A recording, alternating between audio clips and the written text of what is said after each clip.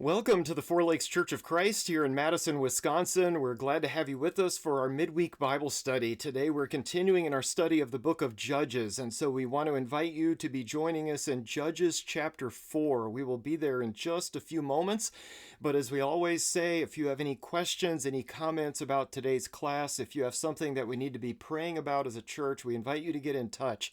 You can do that by email, by sending me a message to info@fourlakeschurch.org. You could also call or send a text to 608-224-0274. We would love to hear from you. By way of very brief review, as we say at the beginning of each class the last few weeks, the judges in the book of Judges are not the kind of judges we might expect to find in a courtroom. So these are not people wearing black robes with gavels standing behind a bench at a chair or something to that effect. But instead, these are deliverers. They come in at the last moment to rescue God's people from oppression.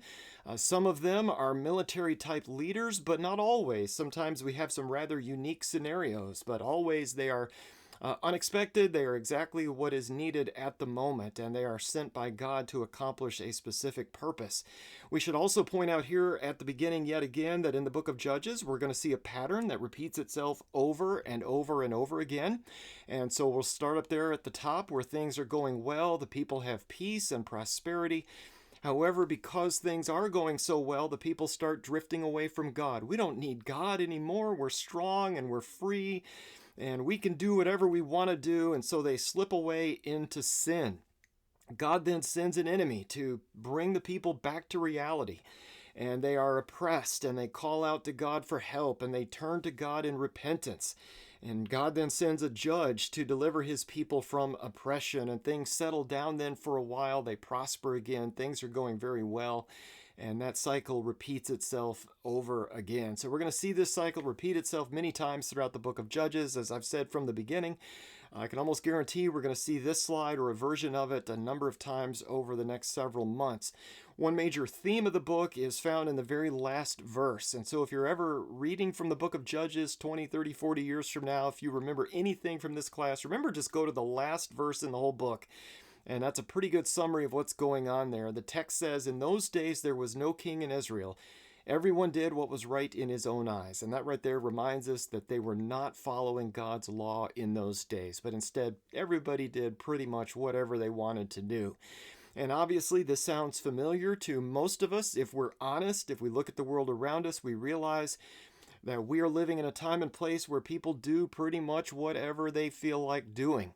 But we've also noticed in our study of Judges that despite the evil in the nation as a whole at that time, despite the leadership vacuum in the nation at that time, there were always some people who stayed faithful to the Lord. People like Ruth and her family, for example. The book of Ruth takes place during the time of the Judges. And so we learn from this book, very practically speaking, that our faith personally does not depend on the faith of the nation as a whole. Our faith personally does not depend on the faith of the leader of the nation. I know many of us are thanking God for all of this, but we can do what we need to do individually. Well, by way of review, in chapter 1, we had Judah and Simeon attacking a local king, cutting off his thumbs and big toes. Like, what in the world is that about? It's like this bloody, violent introduction to the book of Judges. Then in chapter 2, we've got a messenger from the Lord coming in to encourage them to stay faithful, because God will stay faithful to them. However, once Joshua dies, they almost immediately start that slow process of falling away. And they almost immediately start serving the Baals, the false gods, and that cycle starts, and then we'll continue from there. And then last week in Judges chapter 3, we came to the first three judges. So we had the first three. The first one was Othniel in verses 7 through 11. We have the second judge, Ehud, who kills fat King Eglon basically on the toilet in verses 12 through 30. And then we have Shamgar, who kills 600 Philistines with an ox goad. An ox goad is basically a cattle prod. And so that text tells us that Shamgar saves Israel. And that's about all we know about the guy. He's going to be mentioned, I think, next week in chapter 5, but just in one brief passing reference. But so what might we expect to happen next? Shamgar comes in, takes care of business. Well, we would expect a time of peace, followed by sin, followed by oppression, followed by calling out to God for help, followed by another judge. So this brings us to Judges chapter 4. So let's look together at Judges 4, verses 1, 2, and 3. Judges 4, 1, 2, and 3. Then the sons of Israel again did evil in the sight of the Lord after Ehud died. And the Lord sold them into the hand of Jabin, king of Canaan, who reigned in Hazor. And the commander of his army was Sisera, who lived in Harosheth Hagoyim. The sons of Israel cried to the Lord, for he had 900 iron chariots, and he oppressed the sons of Israel severely for 20 years. We're sticking to the basic pattern here. The people are rescued at the end of chapter 3. Now they do evil after one of the judges dies. And now God allows them to be oppressed. And this time they are oppressed by Jabin, the king of Canaan, who rules in Hazor. Well, the name and location of this particular king may not seem too significant. We see this passing reference and we think, yeah, okay, whatever, he reigns in this place, this is his name. What does this really mean for me? We may not see the significance of this until we realize that we actually have some archaeological evidence for this king. It was discovered back in the early 1990s. And I'll try to put a link in the description on the YouTube video for today's class if I can. But archaeologists were digging in Hazor, and they actually discovered a reference to Jabin, the king of Canaan. And, lo and behold, the Bible is right. It wasn't just making up this guy's name, but this is an actual man who ruled during that day and time. So it's a neat article, but if I could just briefly summarize what they found and some of the research surrounding it, we have a reference back in Joshua to Jabin. And now we've got a reference in Judges, and they've concluded that Jabin was more of a title than a name, almost like Pharaoh in Egypt. But we do have some secular confirmation that there was an actual Jabin who ruled in Hazor and Canaan in this time period. Can you hear the beagle going crazy upstairs? I think we're getting an Amazon delivery or something. Something terrible is happening in our front yard. But anyway, she'll calm down in a second. Anyway, Hazor is the place. Jabin is the king. And this is in Canaan. In verse 2, we find the commander of his army is a man named Sisera. So we're going to see Sisera again a little bit later in this chapter. Sisera is King Jabin's military commander. Sisera is the guy responsible for getting things done in battle. So he's going to be the one called on to go to battle. And this brings us to the note in verse 3 indicating that Sisera has 900 iron chariots. And this is significant, especially in that day and time. This was almost unheard of. I mean, there is pretty much no defense against iron chariots if you're fighting on foot with a sword. And so, these are the tanks of the ancient world. How do you defeat somebody who's coming at you, in an iron chariot pulled by a couple horses? It is almost impossible to overcome that. It is a huge advantage that the enemy has here. And then we also find here that Jabin, through the military leadership of Sisera, oppresses God's people, but not just oppresses them, he oppresses them severely, doesn't he? And I don't think that's said too often. This is the first time I remember seeing the severely added on there to explain this. So 20 years. And let's remember, as we often do, 20 years, that's a long time. I mean, we just read this little paragraph in a matter of seconds. 20 years goes by. So an entire generation of people can be born and grow up and have their own children in that amount of time. Well, knowing what we know about the cycle in Judges, what might we expect to happen next? Okay, God's people are oppressed. And so what might we expect them to do? Well, we would expect them to call out to God for help. And we would expect for God to send them a judge. So let's continue then with Judges chapter 4, verses 4 through 10. The next paragraph, Judges 4, 4 through 10. Now Deborah, a prophetess, the wife of Lapidoth, was judging Israel at that time. She used to sit under the palm tree of Deborah between Ramah and Bethel in the hill country of Ephraim, and the sons of Israel came up to her for judgment. Now she sent and summoned Barak, the son of Abinoam, from Kadesh Naphtali, and said to him, Behold, the Lord, the God of Israel, has commanded, Go and march to Mount Tabor, and take with you 10,000 men from the sons of Naphtali and from the sons of Zebulun. I will draw out to you Sisera, the commander of Jabin's army, with his chariots and his many troops to the river Kishon, and I will give him into your hand. Then Barak said to her, If you will go with me, then I will go, but if you will not go with me, I will not go. She said, I will surely go with you. Nevertheless, the honor shall not be yours on the journey that you are about to take, for the Lord will sell Sisera into the hands of a woman. Then Deborah arose and went with Barak to Kadesh. Barak called Zebulun and Naphtali together to Kadesh, and 10,000 men went up with him. Deborah also went up with him. So we find here the fourth judge of Israel is Deborah. And obviously, what is somewhat unusual about this is that Deborah is a woman. And the other thing that's somewhat unusual about Deborah is that she does her judging under a palm tree. That's kind of interesting to me. I mean, let's remember the nation of Israel doesn't have a palace. They don't have an official residence at this point. There's no huge judicial system with courtrooms and all that everywhere. And so the people would just come to meet with Deborah under the palm tree, and she would do her judgment there. As I see it, she would pretty much solve their problems and resolve their disputes. And so if you had an issue with property markers somewhere, if somebody killed somebody, if there was some argument or disagreement, you would take it to Deborah. She would sort it out, almost like King Solomon would later, almost like what Moses did before he delegated a lot of that at the suggestion of his father-in-law. He was just dealing with issues all day long. So people would just bring their stuff to Deborah at the palm tree.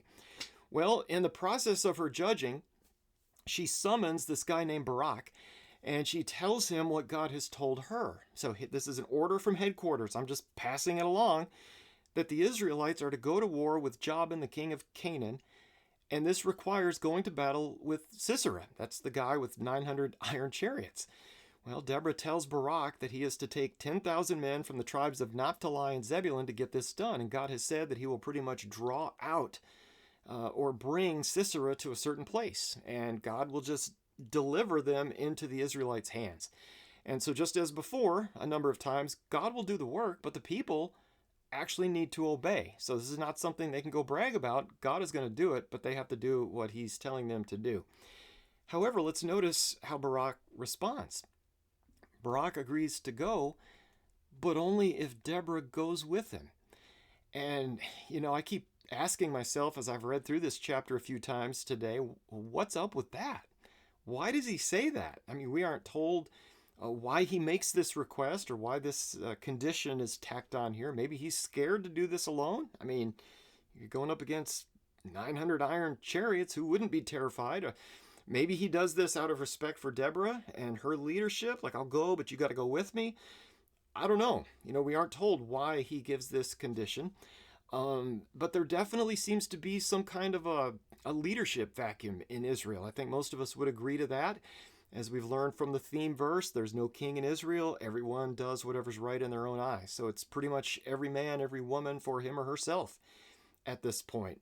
Nobody's in charge. There's no leadership. Well, in response to Barak's reluctance, Deborah agrees to go, but the downside for Barak is that the glory would not be his on the battlefield, but instead Sisera, the Canaanite army commander, would ultimately fall into the hands of a woman.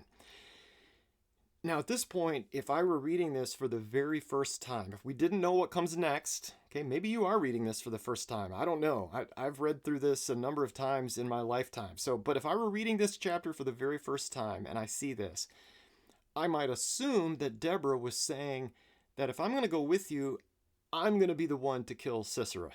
Does that make sense? I mean, after all, she tells Barak to lead the charge. He won't go without her.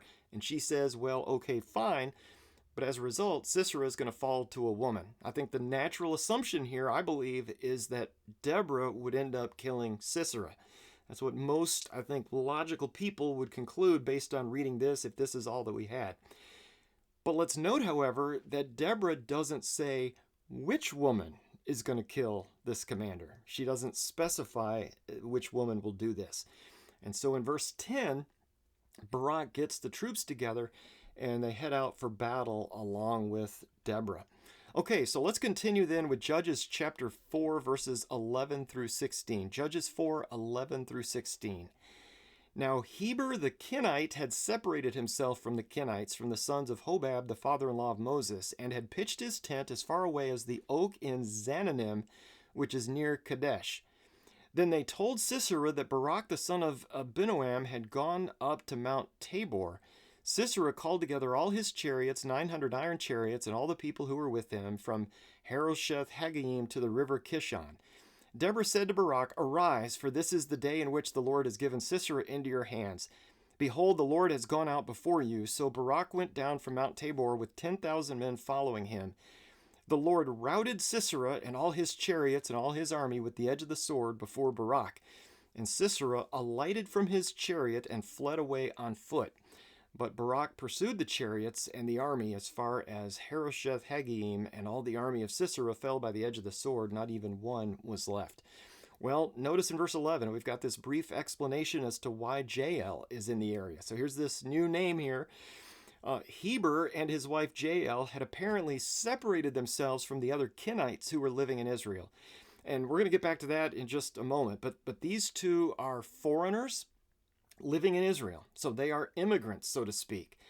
And they're living in a tent. They are out there kind of in the middle of nowhere. They're living by an oak tree. So they're just kind of living out on their own. In verse 12, Sisera, the enemy army commander, gets word that Barak, the Israelite army commander, had gone to Mount Tabor. And so Sisera gets his people and his 900 iron chariots together, and he heads out in that direction. And it's interesting to me that in verse 14, Deborah has to tell Barak exactly what to do. Isn't that interesting? I mean, he can't. He's incapable of doing this on his own. And so Barak does as he is told.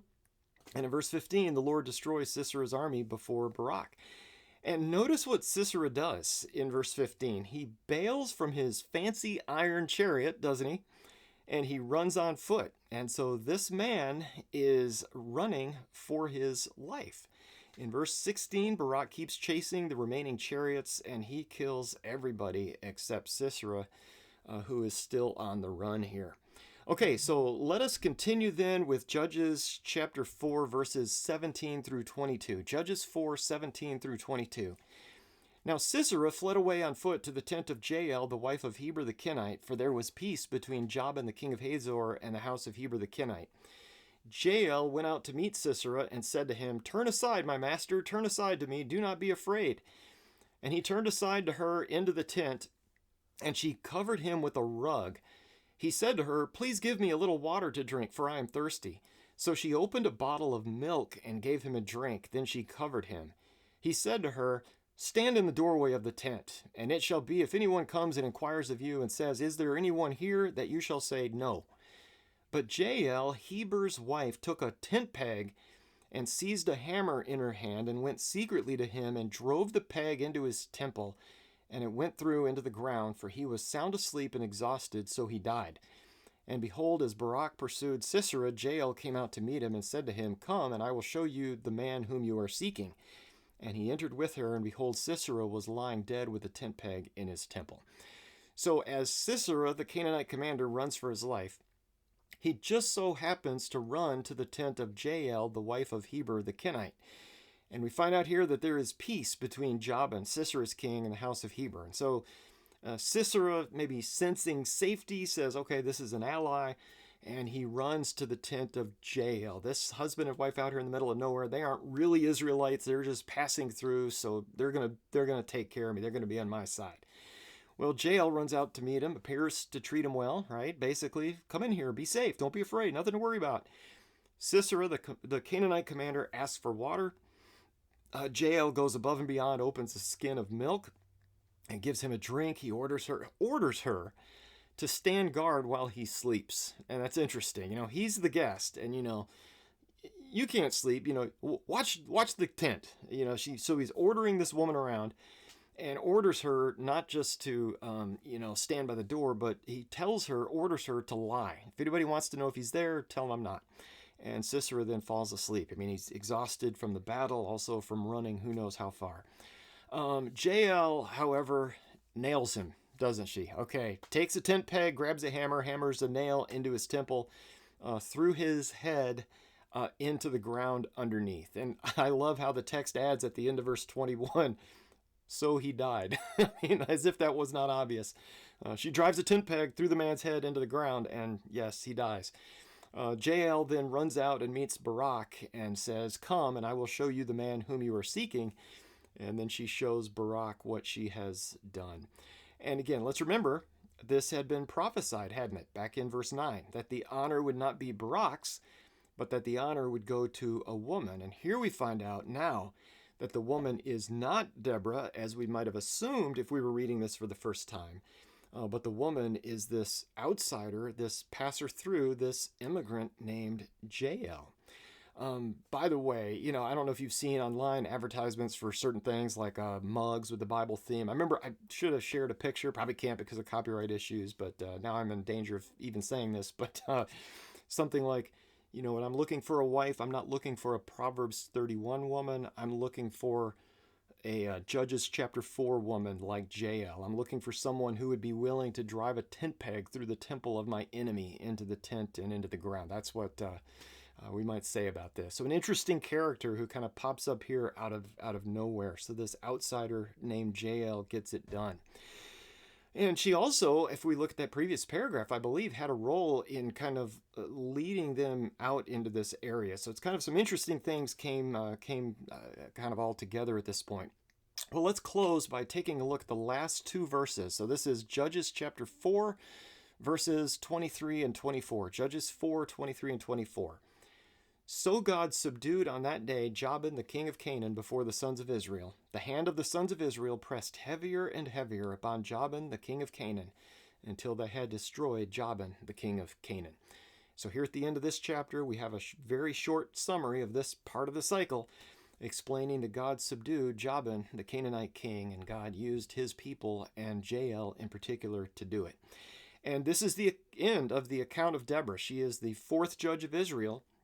And this is the end of the narrative, like the description of what actually happens. However, Deborah and Barak apparently write a song together.